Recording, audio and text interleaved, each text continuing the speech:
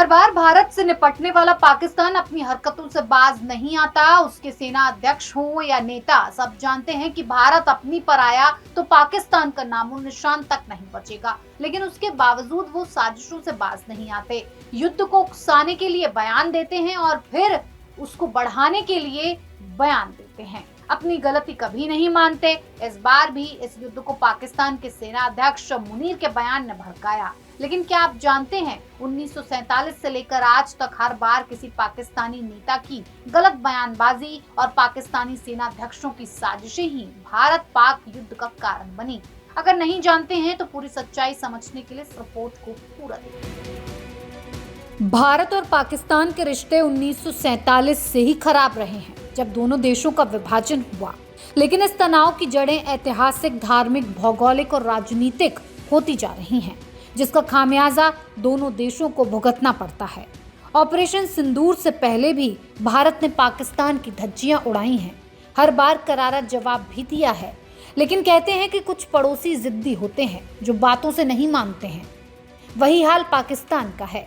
1947 की जंग से ऑपरेशन सिंदूर तक की कहानी आज आपको सुनाएंगे, जिसमें पाकिस्तान के हुक्मरानों की भूमिका भी आपको समझाएंगे। लेकिन उससे पहले ऑपरेशन सिंदूर ने जो पाकिस्तान को नुकसान पहुंचाया है उसकी बात होगी उन दो महिलाओं की जिसने पाकिस्तान के पसीने छुड़ा दिए। पहले कर्नल सोफिया कुरैशी ने क्या कहा है, आपको सुनाते हैं। अब मैं आपको पाकिस्तान की मिस इन्फॉर्मेशन कैंपेन के बारे में अवगत कराऊंगी। पहला, पाकिस्तान ने यह क्लेम किया कि उसने अपने JF-17 से हमारे S-400 व ब्रह्मोस मिसाइल बेस को नुकसान पहुंचाया, जो कि बिल्कुल गलत है। दूसरा, उसका ये भी मिस इन्फॉर्मेशन कैंपेन था कि हमारी एयरफील्ड्स जो कि सिरसा, जम्मू, पठानकोट, बठिंडा, नलिया और भुज में हैं, ये उसका मिस इन्फॉर्मेशन भी बहुत गलत है। तीसरा, पाकिस्तान के मिस इन्फॉर्मेशन कैंपेन के मुताबिक हमारे एम्यूनिशन डम्प्स जो चंडीगढ़ और बियास में हैं उसका डैमेज हुआ, यह भी बिल्कुल गलत है। हमने आपको मॉर्निंग ब्रीफिंग में बताया था विद फैक्ट्स एंड फिगर के साथ कि ये सारी चीज़ें बिल्कुल सही सलामत हैं। इंडियन आर्म फोर्सेस ने पाकिस्तान को बहुत भारी नुकसान पहुंचाया, उनके मिलिट्री इंफ्रास्ट्रक्चर्स को, चाहे वो लैंड एसेट्स हों या फिर उनके एयर एसेट्स। 2025 ऑपरेशन सिंदूर। 7 मई 2025 को भारत ने पाकिस्तान और POK में 9 आतंकी ठिकानों पर मिसाइली हमले किए। इनमें बहावलपुर JEM का मुख्यालय और मुरिद के LET का गढ़ शामिल है। भारत सरकार ने स्पष्ट किया कि ये हमले सटीक, संतुलित और गैर उत्तेजक थे और किसी पाकिस्तानी सैन्य ठिकाने को निशाना नहीं बनाया गया। कहते हैं इस हमले में आसिम मुनीर मास्टरमाइंड रहा। उसके इशारों पर ही पहलगाम में आतंकी हमले को अंजाम दिया गया। कहा यह भी जाता है कि ISI पाकिस्तान के अंडर नहीं बल्कि पाकिस्तान ISI के अंडर है। जनरल आसिम मुनीर ने कश्मीर को पाकिस्तान की गर्दन की नस करार देते हुए कहा था, हम अपने कश्मीरी भाइयों को उनके संघर्ष में नहीं छोड़ेंगे। कश्मीर हमारी नसों में दौड़ता है, हम इसे कभी नहीं भूलेंगे। ये बयान पहलगाम हमले से कुछ दिन पहले दिए गए थे। मुनीर ने प्रवासी पाकिस्तानियों के एक कार्यक्रम में 2 नेशन थ्योरी को जोर शोर से उठाया, जिसमें कहा गया पाकिस्तानी हिंदुओं से पूरी तरह अलग है। हमारी संस्कृति, इतिहास, धर्म और सोचने का तरीका सब अलग है।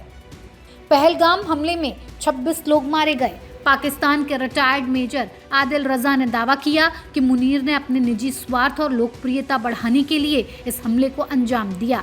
रजा ने कहा, ISI के मना करने के बावजूद मुनीर ने हमले का आदेश दिया ताकि पाकिस्तान का राष्ट्रीय नैरेटिव बदला जा सके। पाकिस्तान अपनी आदतों से मजबूर है। सीज फायर के बाद भी उसका उल्लंघन किया गया। पाकिस्तान पर भरोसा करना खतरनाक साबित हो सकता है, इसीलिए ऐसे मुल्क के साथ भारत जैसे पेश आता है वही सही तरीका है। ऑपरेशन सिंदूर से पहले भी पाकिस्तान को भारत ने कई बार धूल चटाई है, लेकिन आपको 1947 से अब तक हुए युद्ध में क्या कुछ हुआ था वो भी एक बार बता देते हैं। 1947-48 पहला भारत पाकिस्तान युद्ध। ये युद्ध अक्टूबर 1947 में तब शुरू हुआ जब पाकिस्तान समर्थित कबायली लड़ाके जम्मू कश्मीर में घुस आए थे। तब महाराजा हरि सिंह ने भारत में विलय के बाद भारतीय सेना ने मोर्चा संभाला। जनवरी 1949 में संयुक्त राष्ट्र की मध्यस्थता से युद्ध विराम हुआ और कश्मीर दो हिस्सों में बंट गया। भारत और पाकिस्तान के बीच लाइन ऑफ कंट्रोल LOC बनी। इस युद्ध में पाकिस्तान की अपनी रणनीति थी, जिसमें कश्मीर को पाने की इच्छा थी। पाकिस्तान के PM लियाकत अली खान ने कहा था, कश्मीर हमारा है और हम इसे किसी भी कीमत पर ले लेंगे। कश्मीरी हमारे भाई हैं और उनकी आज़ादी हमारी जिम्मेदारी है। 1965 दूसरा इंडिया पाकिस्तान जंग। 5 अगस्त 1965 को पाकिस्तान ने ऑपरेशन जिब्राल्टर के तहत अपने सैनिकों को विद्रोही बनाकर जम्मू कश्मीर भेजा। भारत ने जवाबी सैन्य कार्रवाई की और युद्ध अंतर्राष्ट्रीय सीमा तक फैल गया। 23 सितंबर 1965 को सोवियत संघ और अमेरिका की मध्यस्थता से युद्ध विराम हुआ और इस युद्ध में पाकिस्तान ने कश्मीर में घुसपैठ शुरू की, ये मानते हुए कि भारत कमजोर स्थिति में है। पाकिस्तान की सैन्य नेतृत्व अयूब खान के महत्वाकांक्षा और कश्मीर पर नियंत्रण की इच्छा के कारण ये युद्ध हुआ। पाकिस्तान के राष्ट्रपति अयूब खान ने बयान दिया था, हमने कश्मीर में विद्रोह को समर्थन दिया है और भारत को जवाब देना होगा। हमारी सेना हर मोर्चे पर तैयार है। जुल्फिकार अली भुट्टो, विदेश मंत्री, हम भारत को 1000 साल तक युद्ध में उलझाए रखेंगे। कश्मीर हमारा है और हम इसे ले लेंगे। पाकिस्तानी सेना। एक पाकिस्तानी सैनिक 10 भारतीय सैनिकों के बराबर है। 1971 का बांग्लादेश मुक्ति युद्ध। पूर्वी पाकिस्तान जो अब बांग्लादेश है, उस वक्त पाकिस्तानी सेना जो नरसंहार और दमन कर रही थी, उसके चलते भारत ने बांग्लादेश के स्वतंत्रता संग्राम का समर्थन किया। 16 दिसंबर 1971 को पाकिस्तानी सेना ने आत्मसमर्पण किया और बांग्लादेश एक स्वतंत्र राष्ट्र बन गया। पाकिस्तान राष्ट्रपति खान ने कहा था, हम भारत को सबक सिखाएंगे। पूर्वी पाकिस्तान में कोई विद्रोह नहीं है, ये भारत की साजिश है। जुल्फिकार अली भुट्टो, उप प्रधानमंत्री, हम भारत के साथ अंत तक लड़ेंगे। कश्मीर हो या बंगाल, हम हार नहीं मानेंगे। पाकिस्तानी सेना के कमांडर लेफ्टिनेंट जनरल नियाजी, हम ढाका में आखिरी सांस तक लड़ेंगे। 1999 कारगिल युद्ध। 1999 के बीच पाकिस्तानी सैनिकों और आतंकवादियों ने कारगिल की ऊंचाइयों पर कब्जा कर लिया। ये जंग मई से जुलाई तक लड़ी गई। भारत ने ऑपरेशन विजय और वायुसेना ने ऑपरेशन सफेद सागर के जरिए इलाके को वापस हासिल किया और पाकिस्तान प्रधानमंत्री नवाज शरीफ ने कहा था, पाकिस्तान कश्मीर में किसी भी आंदोलन का समर्थन करता है, लेकिन हमारी सेना शामिल नहीं है। परवेज मुशर्रफ, सेना प्रमुख, कश्मीर हमारा मिशन है, हम नियंत्रण रेखा पर हर चुनौती का जवाब देंगे। 2016 उरी हमला और सर्जिकल स्ट्राइक। 18 सितंबर को उरी स्थित भारतीय सेना के कैंप पर आतंकियों ने हमला किया, जिसमें 19 जवान शहीद हुए। इसके बाद 28 और 29 सितंबर को भारतीय सेना ने POK में आतंकियों के लॉन्च पैड पर सर्जिकल स्ट्राइक की और कई आतंकियों को मार गिराया। 2019 पुलवामा हमला और बालाकोट एयर स्ट्राइक। 14 फरवरी 2019 को पुलवामा में आत्मघाती हमले में 40 CRPF जवान शहीद हुए।